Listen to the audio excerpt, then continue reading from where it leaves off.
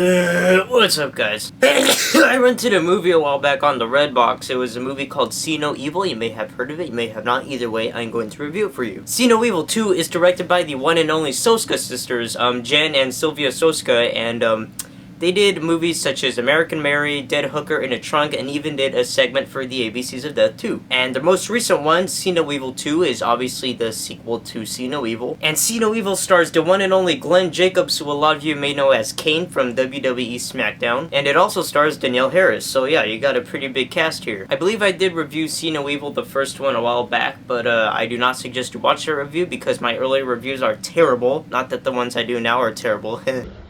So yeah, spoiler alert if you haven't seen the first See No Evil, but See No Evil 2 picks up right where the last one left off, where Jacob Goodnight, I believe is his name. That's me. Jacob Goodnight is dead, supposedly, at the very end of the film, and it ends with him on his way to the hospital. And See No Evil 2 takes place at that hospital. Well, actually it's a city morgue where they take Jacob Goodnight's body. And I think you know what happens next. Jacob Goodnight is actually not dead. He is very much alive. Danielle Harris plays a character in the film named Amy, who works at the city morgue, and it's her birthday, and she gets a bunch of her friends and relatives to come and celebrate her birthday for her at the city morgue, I guess. They celebrate it in the morgue, which is kind of weird, you know, because of the fact that they're kind of surrounded by a bunch of dead bodies. But, you know, I mean, if that's the way she wants to celebrate it, then it's whatever, I guess. But yeah, one by one, Jacob Goodnight stalks all the people from Amy's party in the city morgue, and he has, like, a weird mask now, and he has one eye, since in the last movie something happened to his eye. But yeah, that's essentially what this movie is. It's Jacob Goodnight in a city morgue,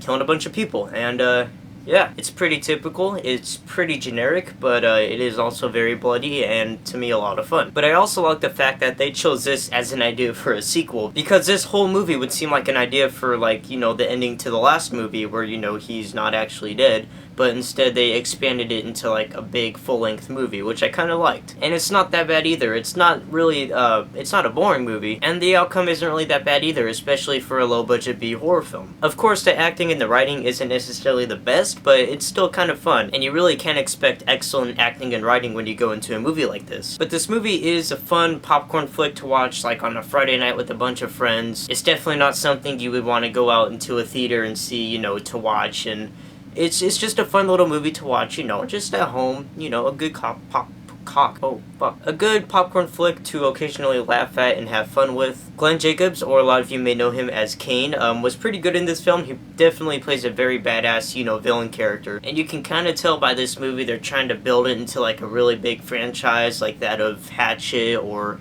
Laid to Rest or something like that. And to be honest, I can't really see that happening, and I think they should just kind of stop making these movies after this one. Because I'm a fan of the first movie. I love the first one, and I am aware that it's a bad movie, and I just watch it to enjoy it because of, you know, it's a, and I think a movie after the first one and this one would kind of be pointless. Okay, this one was pretty pointless, I'm not gonna lie, but I didn't have as much fun with this one as I did with the first one, and I think any other movie they make after this one would just kind of go downhill from there. So I think they should just kind of, you know, just let See No Evil rest. I love the first one. This one was pretty interesting as well, but, you know, it wasn't as good. But it is exactly what you would expect out of a B-horror movie sequel, so yeah, there you go. See No Evil 2 is not necessarily a good movie, but I did have a lot of fun with it, and overall, I'm gonna go ahead and give this film a 3 out of 5. It's not as fun as the original, but it's a pretty decent sequel, especially for a B-horror movie flick. Alright guys, that is about it for this review, but before I go, I would like to give another quick shout out to a YouTuber